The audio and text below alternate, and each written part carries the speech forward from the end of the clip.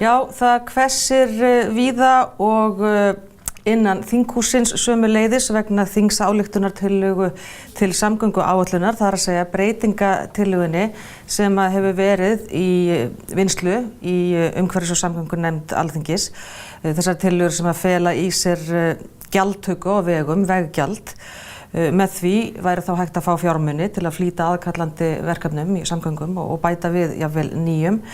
Þingmenn stjórnarandstöðunar saka meirihlutann á þingi ætla að keyra samgönguáætlun og þessa viðbót breytta í gegn fyrir jól án samráðs við stjórnarandstöðuna. Nú fleiri utan þings eru líka gagnrýna þessi áform, kannski ekki efnislega sem að stjórnarandstaðan að gagnrýna þetta, heldur vill hún fá meiri tíma til þess að ræða málin. En Vilhjálmur Árnason Sjálfstæðisflokki í umhverfis- og samgöngunefnd Alþingis og hefur talað fyrir málinu ásamt settum formanni nefndarinnar, Jóni Gunnarsinni. Þeir fóru saman landið og kynntu svona draugina þessu í það minnsta. Nú, Vilhjálmur hér ásamt Runólfi Ólafssyni, framkvæmdastjóra FÍB, sem hefur gagnrýnt þessi áform. Velkomnir báðir tveir. Takk. Byrjum á stöðunni núna, Vilhjálmur. Hvar málið statt? Málið statt þannig að samgönguáætlunin búin að vera til umræðu í umhverfis- og samgöngunefnd frá lok september og fá fjölda gesta. Og nú höfum við útbúið drauganefndaráliti með útfærslu á umfjöllun alla samgönguáætlunina. Hún náttúrulega samgöngur mjög fjölbreytt. Þannig að vinnunni lokið en nú bara umræðan eftir. Það hvort að fínisera kannski eitthvað orðalag eða áherslur. En öðru leyti til nefndarálit þar sem að við tiltökum einhverja breytingar á samgönguáætlun og þá erum við náttúrulega að tala vegi, hafnir, almenningssamgöngur og flug og rekstur flugvalla. Veggjöldin það sem núna sérstaklega verið að ræðum að sé svo stór viðbót, þetta geti jafnvel verið bara nýtt þingmál. Já, en það sem að veggjöldin eru í þessu og koma inn í þessu máli þá þannig að við höfum hugsað þetta að umhverfis- og samgöngunefnd Alþingis þvert á flokka myndi geta gefið yfirlýsingu það þurfi út af vissum ástæðum og það talið nefndarálitinu að flýta framkvæmdum og hraða uppbyggingu í samgöngukerfinu og fjárfestingarþörfin sé mikil og þess vegna séum við tilbúin að horfa á aðra leiðir eins og gjaldtöku og ef að fara gjaldtökuleiðina þá viljum við segja framkvæmdavaldinu á hvaða forsendum við erum tilbúin að fara þessa gjaldtökuleið. Þannig ef þetta nefndarálit verður samþykkt að þá veit framkvæmdavaldið á hvaða forsendum það getur unnið málið áfram. Þetta ekki bara meirihluti nefndarinnar? Þið með alla með ykkur í nefndinni í þessu áliti sem þið munum skila frá okkur? Við höfum reynt að vinna allt álitið með því að halda allri nefndinu upplýstri og nefndin öll hefur ræðið þetta saman. Hanna Katrín Viðreis til dæmis í nefndinni, hún segir þetta sé ekki rétti tímapunkturinn. Já, það hefur enginn í nefndinni lýst sig andsnúin málinu. En það sem gagnrýni sem við farið, hversu hratt þetta og að fólk hafi ekki fengið tíma til að kynna sér þetta nógu vel eða kynna sér bakgögnin nógu mikið og að þau eigi svolítið umræðina í sínu baklandi og í samfélaginu eftir og á því byggist það samkomulag sem núna að afgreiða málið í lok janúar út úr umhverfis- og samgöngunefnd eða samgönguáætlunina og ekki núna fyrir jól. Ekki fyrir jól, heldur þá að þetta sem á föstudaginn. Já, nei, heldur í lok janúar, þannig við nýtum janúar til þess að fjalla málið innan nefndarinnar eins og í dag. Þannig að þá það að koma til móts við kannski þá stjórnarandstöðuna í þeim efnum? Já, en eins og staðan núna, að þá það bara, vill stjórnarandstaðan bara fá meira svigrúm til þess að kynna sér málið, en hún har aldrei lýst sér andstæðu málið og enginn á Alþingi hefur gert það. Þannig þetta svigrúm komið, það að segja það? Það svigrúm komið? Já, svigrúm fyrir stjórnarandstaðan komið. Það komið, já. Gott og vel, hvernig, Runólfur, þú hefur verið að gagnrýna veggjöldin. Hvernig horfir þetta við ykkur þar sem að þið hafið fengið upplýsingar frá þinginu? Þegar við hittum nefndina sem dæmi, þá var þetta síðasta útspil ekki komið svona langt, en við lýstum yfir áhyggjum yfir því að það væri áform uppi að fara í nýja skatta í formum veggjalda og höfum fyrir okkur í rauninni þær forsendur að nú þegar verið að innheimta af bíleigundum 80 milljarða í formi skatta og gjalda og af því þá ég að tala heildarskatta af bílum og umferð en ekki að tala hjólbarða og versta og svo framvegis. Inn í þessum tölum virðisaukaskattur eins og hefur verið bent á. Síðan hefur við tekið sérstaklega út þann hluta þessara skatta sem bara hrein notendagjöld sem að ber ekki virðisaukaskatt sem tæpir 40 milljarðar áætlaðir samkvæmt fjárlagafrumvarpinu. Hvað felst í notendagjöldum? Það til dæmis eldsneytisgjöld, bifreiðagjaldið sem innheimt af okkur með við koltvísýringsútlosun sem bifreiða. Og þannig að sko þessi gjöld höfum við tekið út fyrir og sagt það væri eðlilegt að þessi fjármunir rynnu til framkvæmda í vegakerfinu. Með framlagða samgönguáætlun fyrir komandi ár þá átti að verja um 29 milljörðum í nýframkvæmdir og viðhald vega á næsta ári. Það reynda búið að tala um það að það þurfa að skerða það einhverju leyti vegna þess að einhvað sé komið aftar í röð varðandi framkvæmda áætlanir og svo framvegis. Ég þekki það ekki alveg hver sá niðurskurður verður í fjárlagafrumvarpinu. Þannig að við höfum sagt þessir 40 milljarðar, það eitthvað fé sem væri eðlilegt að nýta til þessara þátta. Nú koma fram hugmyndir sem drifin áfram af nokkrum þingmönnum Sjálfstæðisflokksins nýja skatta á fjölskyldunar í landinu og það það sem við erum að mótmæla og vörum við. Það þessi veggjöld, en það náttúrulega þarf að koma til aukið fé vegna þess að náttúrulega bensínskatturinn, það tekið fyrir ríkissjóð að draga saman Eðlilega þarf að eðlilega þurfa svona hlutir alltaf að vera í þróun og við erum vonandi að fara í þá vegferð að við erum að fara í orkuskipti og þá þarf að skoða þessa hluti. Hvort akkurat þessi leið, ég hef ekki séð eins og útfærsluna af þessu. Við sáum skýrsluna sem var unnið fyrir Jón Gunnarsson þegar hann var ráðherra samgöngumála og þar var talað ákveðna vinnjettuleið. Nú eru menn að tala einhver stakt gjald fyrir ferð. Ég veit ekki hvernig ætla að innheimta þetta. Ég veit ekki hver kostnaðurinn við kerfin, það enginn lagt á borðið. Og ég skil ekki að fara svona bara út í djúpulaugina með einhvern veginn ekki einu sinni kút. Nei, sko þetta fer út í janúar líka þessi umræða og kannski mittlast á eitthvað betur. En hvað að ræða, Vilhjálmur? Já, það sem við erum að tala hérna og ég vil bara taka það fram að beint í vegina, sem sagt viðhald, framkvæmdir og þjónustu vegunum að fara 33 milljarðar. En sérmerktu tekjurnar sem þá olíu- og bensíngjaldið sem voru sérmerktar en ekki almennu gjöldin af umferðinni eitthvað kringum 20 milljarðar tæpir. Þannig að við erum að setja ríflega það sem var alltaf hér áður fyrir sérmerkt í umferðina. Þannig að svo það sé á hreinu. En hvað í þessu? Nefndarálitið snýst á hvaða forsendum við erum tilbúin að ræða þessa gjaldtöku. Og þarna erum við að tala að setja sem sagt gjald á þær stofnbrautir hér út frá höfuðborgarsvæðinu til þess að fjármagna framkvæmdir á og við þessar stofnbrautir. Þannig við erum að tala Suðurlandsveginn, Reykjanesbraut og Vesturlandsveg. Þannig að það verði það bil kannski 1 til 2 gjaldlið á þessum brautum. Gjaldlið á brautunum? Já, og gjaldlið þá ég að tala að það á að vera rafrænt á þess að tefja umferð og annað slíkt. Það bara tæknileg útfærsla. Þannig að það verður að nota nýjustu tækni sem minnstum kostnað fyrir umferð. En þetta mun gera það verkum að það sé hægt að flýta framkvæmdum, að ljúka framkvæmdum við þessar stofnbrautir og að framkvæmdin ná lengra heldur en akkurat frá kannski Fitjum í Reykjanesbæ og inn að Lækjargötu Hafnarfirði, heldur að auki flæði alveg inn í höfuðborgina. Hvað sjáu þið fyrir ykkur að verða að fá mikinn pening út úr þessu?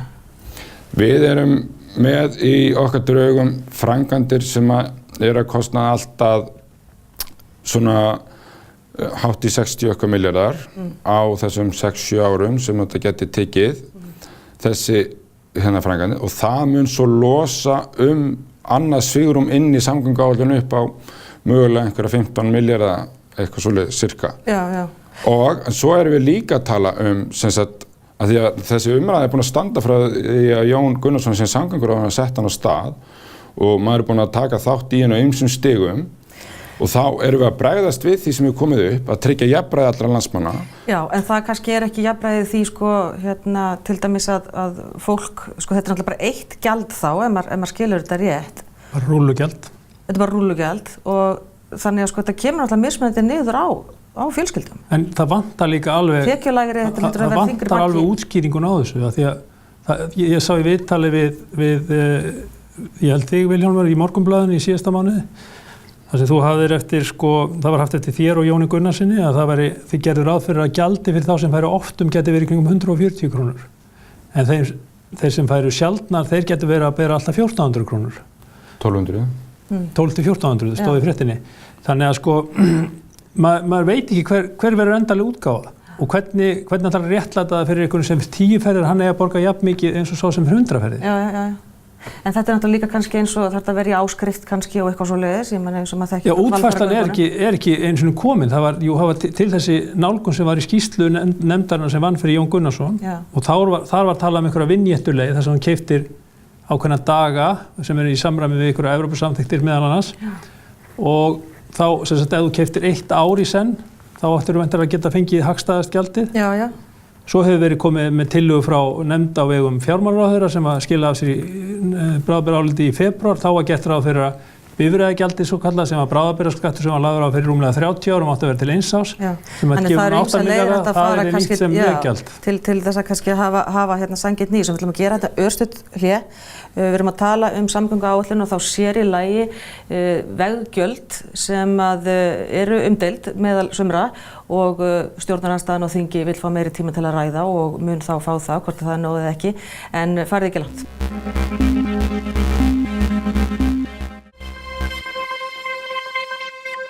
Við höldum áfram að ræða samgönguáætlun og veggjöld. Hjá mér er Vilhjálmur Árnason, Sjálfstæðisflokki, sem að talar fyrir málinu ásamt Jóni Gunnarsinni, hefur verið framarlega þar situr í umhverfis- og samgöngunefnd Alþingis og Runólfur Ólafsson, framkvæmdastjóri FÍB. Við erum að tala útfærsluna. Runólfur spyr, hvernig verður hún? Sko, hvernig er þetta beina gjöldunum kannski að því þannig að kannski ferðamennirnir borgi meira heldur en lágtekjufjölskylda?